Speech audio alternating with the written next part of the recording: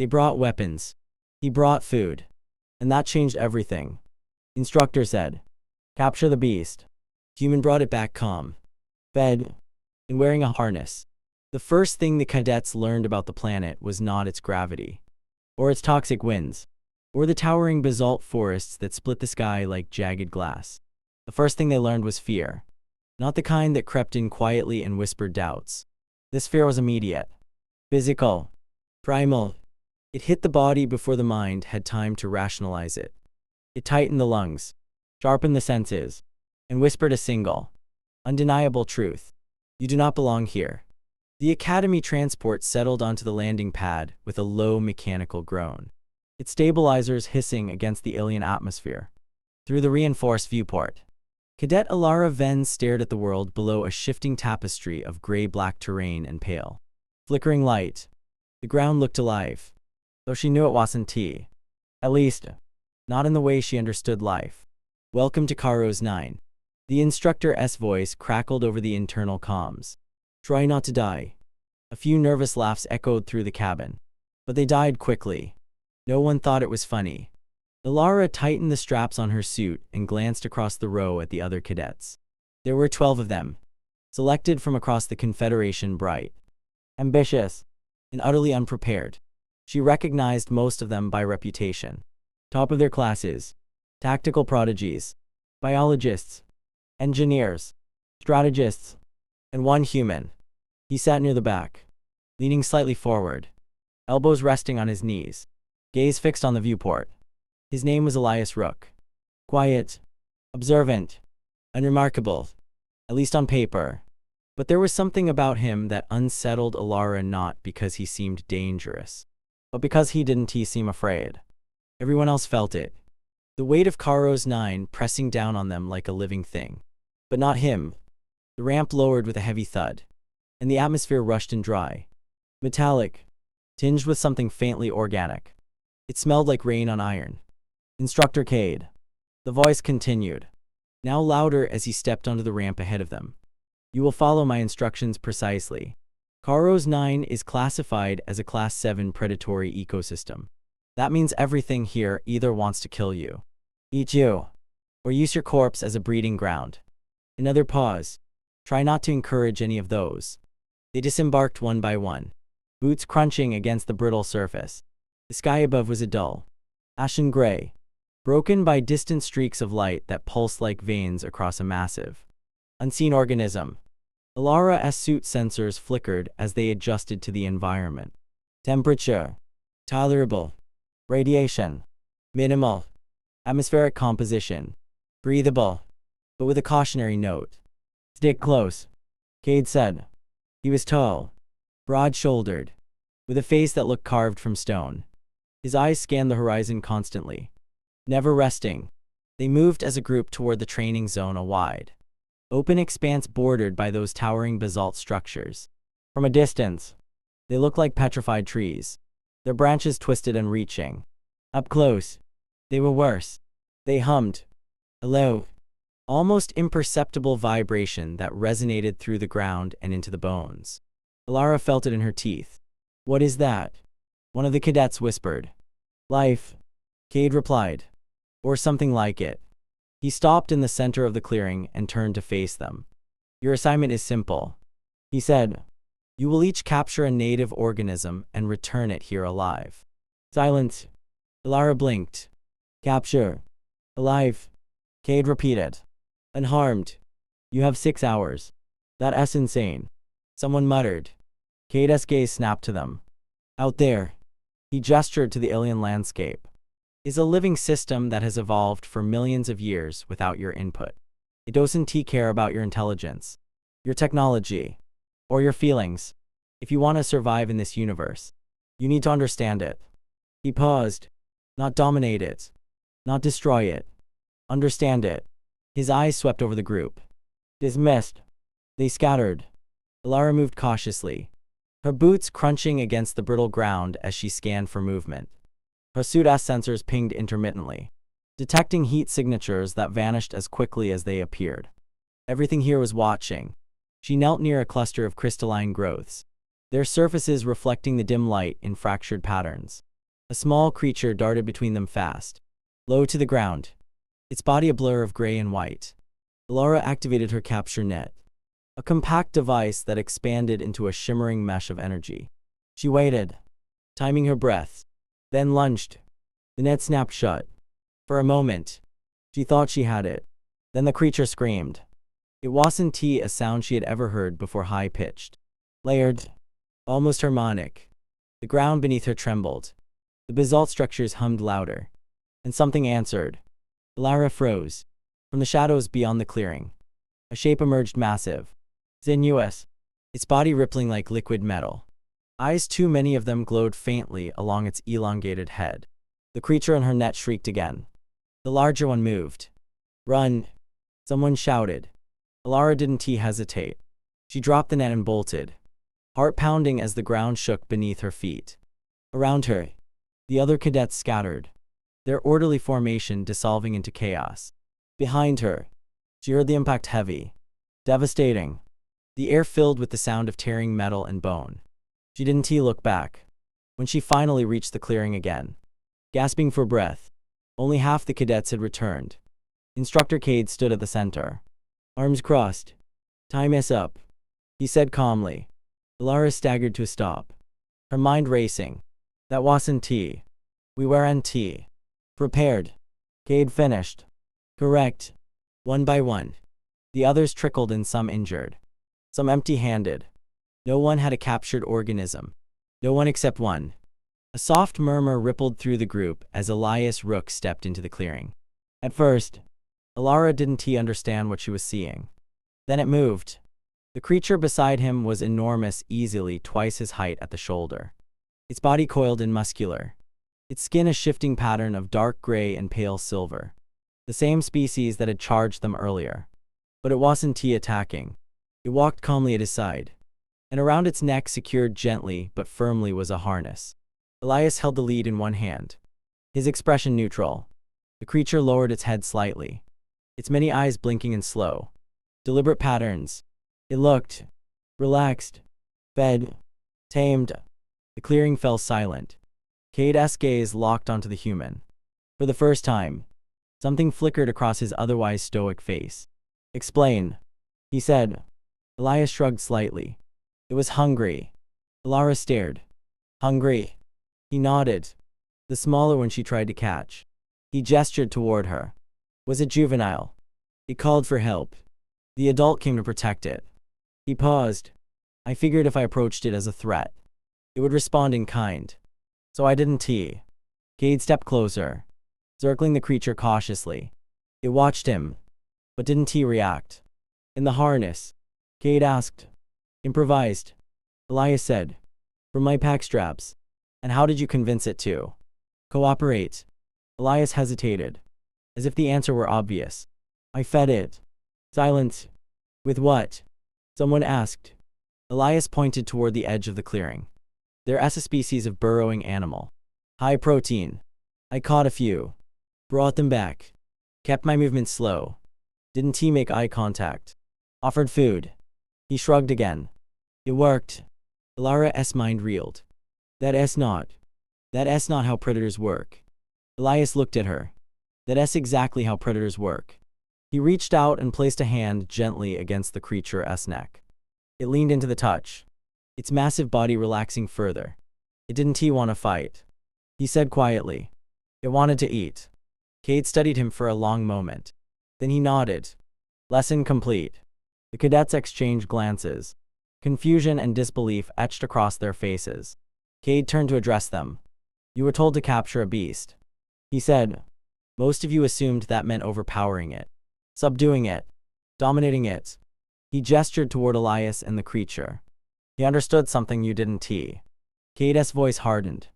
"Intelligence is not measured by how effectively you destroy a threat, but by how efficiently you remove the need for conflict." Alara looked at the human again, her fear replaced by something else. Respect. And perhaps a little awe. The creature shifted slightly, its many eyes scanning the group. For a moment, Alara thought it might attack again. But it didn't. It stayed at Elias' side. Calm, fed, and wearing a harness. The rest of the training cycle on Karos 9 changed after that. No one said it outright, but the dynamic among the cadets had shifted. Before, they had competed with each other measuring intellect, reflexes, tactical precision. Now, there was a new metric, one none of them had trained for: understanding. Elias didn't he suddenly become popular. He wasn't he the kind of person who invited attention. And he didn't he seem interested in explaining himself beyond the bare minimum. But people watched him closely. Ilara more than most. She found herself replaying the moment in her head again and again, the way the creature had stood beside him. Not restrained, not fearful, but at ease. That wasn't he control. That was something else. Something she didn't yet have a word for. On the third day, Cade announced the next phase. You will operate in pairs, he said. Extended field exercise. 48 hours. Objective: survive, observe, and return with actionable data on native behavior patterns. His gaze swept across them. Choose your partners. There was a brief hesitation. Alliances had already begun to form, cadets grouping with those they trusted, or those whose skills complemented their own. Ilara didn't hesitate long. She walked straight toward Elias. He looked up as she approached, his expression neutral as always. Partner? She asked. He studied her for a moment, then nodded. Okay. That was it. No negotiation. No questions. Just acceptance. They set out within the hour, moving away from the main clearing and into a region where the basalt structures grew denser, their humming more pronounced. For a while, they walked in silence. Ilara wasn't sure how to start. She had questions, so many questions, but none of them felt adequate. Finally, she settled on the simplest. How did you know? She asked. Elias glanced at her. Know what? That it was hungry. That it wouldn't attack if you didn't threaten it. He considered that. I didn't know. Ilara frowned. Then, I guessed, he said. Based on behavior. He gestured toward the ground. Everything here leaves patterns. Tracks. Movement. Response times. That creature didn't attack immediately when it saw us. It reacted to the distress call. So you assumed it was protective. Partly. But also that it had a reason to respond. Energy expenditure matters. Predators don't waste it unless there is a payoff. Ilara absorbed that. It made sense. In a cold, logical way. But approaching it, she said, that was still a risk. Elias shrugged. Everything is a risk. They continued walking. After a while, they reached a narrow canyon, its walls lined with those humming structures.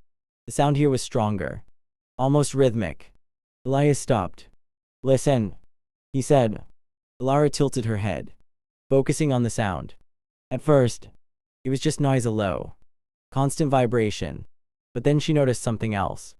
Variation. Patterns. It's not random, she said slowly. Elias nodded.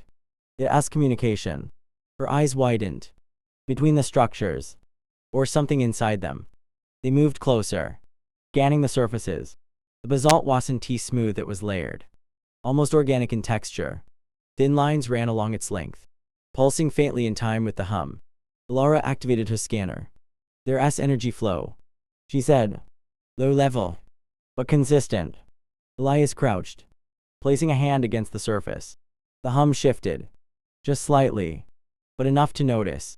Ilara's breath caught. You changed it. He shook his head. I interacted with it. The distinction mattered. He spent hours there, observing, recording. The structures responded to touch, to proximity, even to sound. It wasn't intelligence, not in the way they understood it, but it was a system, a network. Alive. By the time they made camp, the sky had darkened, the pale streaks above glowing brighter against the void. Ilara sat across from Elias, a small heat unit between them. You were not surprised by any of this, she said. He looked at her. I am. Then why do you act like you're not? He thought about that. Because surprise doesn't change what's happening, he said. It just delays your response. She leaned back, considering him. Where did you learn to think like this? She asked. Elias stared into the faint glow of the heat unit. Home, he said simply. What is it like? He hesitated. Complicated, he said. That was all he offered. The night passed without incident, though the sounds of Karo's 9 never truly faded. There were distant calls, low vibrations, occasional flashes of movement at the edge of their vision. Everything was always moving. On the second day, they encountered another creature, smaller than the one Elias had brought back, but still formidable quadrupedal, with a long, flexible neck and a head that split into 3 separate jaws. It spotted them immediately. Alara's instinct screamed at her to run. Elias didn't move. Don't, he said quietly. The creature advanced slowly, its 3 jaws opening and closing in a synchronous rhythm. Alara's hand hovered near her weapon. Elias, wait. The creature stopped a few meters away, its many eyes fixed on them.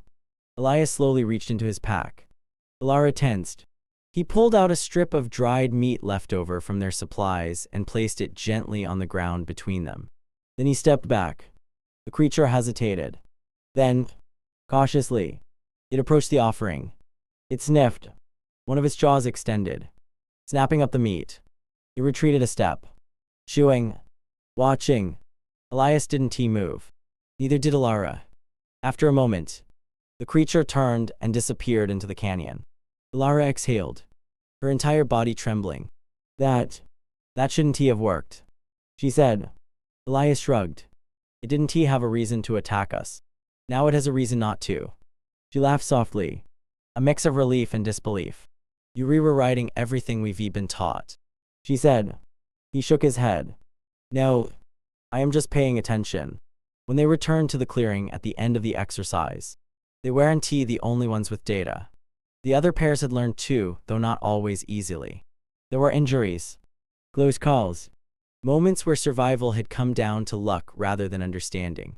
But there was a difference. They had seen what was possible. Cade listened to their reports without interruption. When Elias and Alara finished, he nodded once. You were beginning to understand, he said. Then he looked at the group as a whole.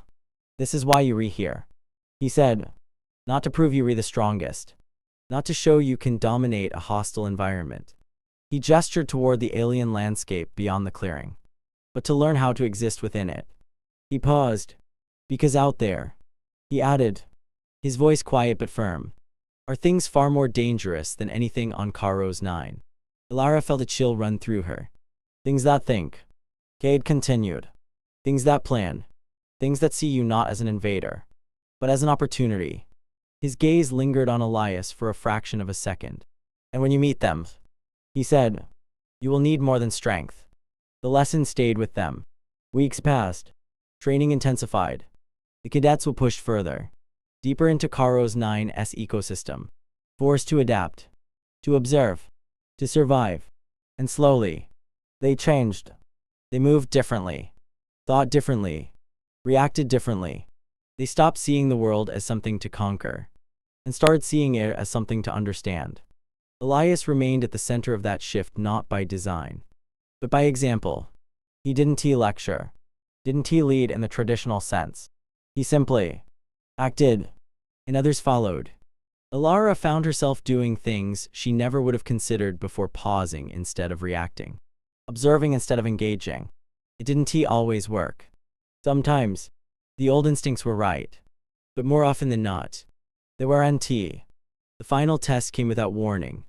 The alarm sounded in the middle of the night, a sharp, piercing tone that cut through the camp. Alara was on her feet instantly, grabbing her gear as the others scrambled around her. What is happening? Someone shouted. Cade's voice came over the comms. Tight and urgent. Unscheduled incursion. Unknown entity. Defensive positions. Alara's heart pounded as she rushed toward the perimeter. Beyond the clearing, something moved. Something big. The ground trembled, the basalt structures humming wildly as the creature emerged from the darkness. It was unlike anything they had seen before. Massive, towering, its body a shifting mass of layered plates, each one reflecting the dim light in jagged patterns. Its head was low, broad, with a single, glowing eye at its center. It stepped into the clearing, and everything went still. The cadets formed a defensive line, weapons raised. Alara's hands shook. This wasn't a training scenario. This was real. Hold. Cade ordered. The creature's eyes swept across them.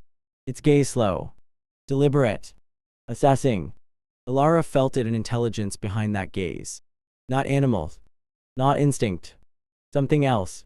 Do not engage. Cade said. Not yet. The creature took another step forward. The ground cracked beneath its weight. One of the cadets fired.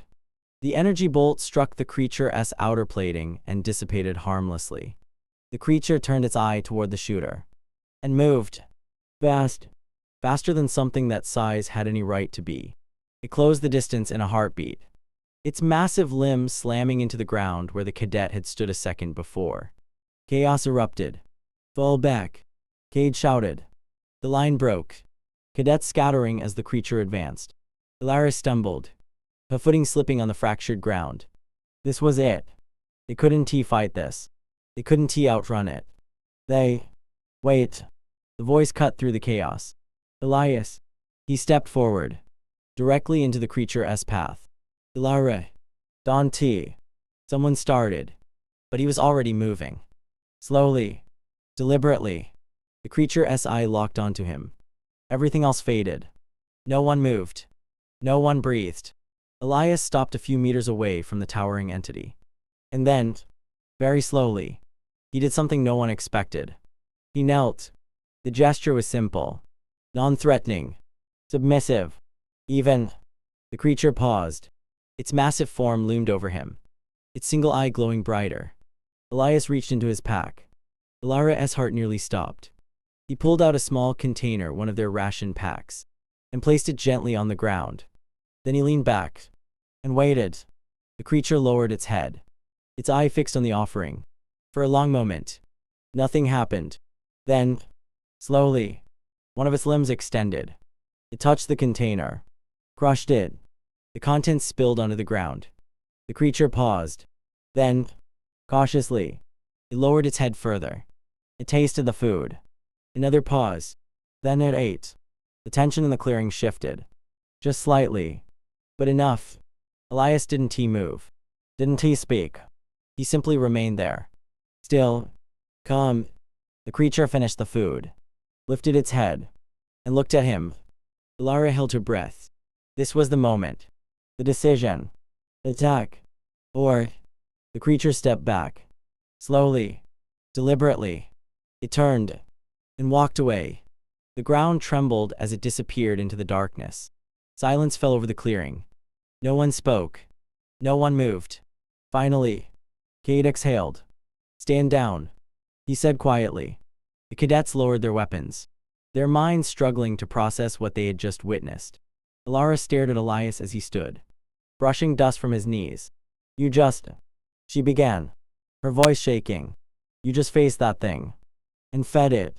He looked at her, his expression as calm as ever. It wasn't here to kill us, he said. It was here because something changed. Cade stepped forward. Explain. Elias gestured toward the surrounding structures. The network. It has been disrupted. The smaller creatures have been moving erratically. Food sources are shifting. He looked in the direction the creature had gone. It came here looking for something it wasn't getting. Alara's mind raced. And you gave it an alternative. Elias nodded. Cade studied him for a long moment. Then, slowly, he smiled. It was the first time any of them had seen it. Lesson complete, he said. And this time, they all understood. Because in that moment, standing on a hostile world that had once filled them with nothing but fear, they saw something else. Not dominance, not control, but connection. And the realization that sometimes, the most powerful thing you could do in the face of the unknown was to kneel and offer peace.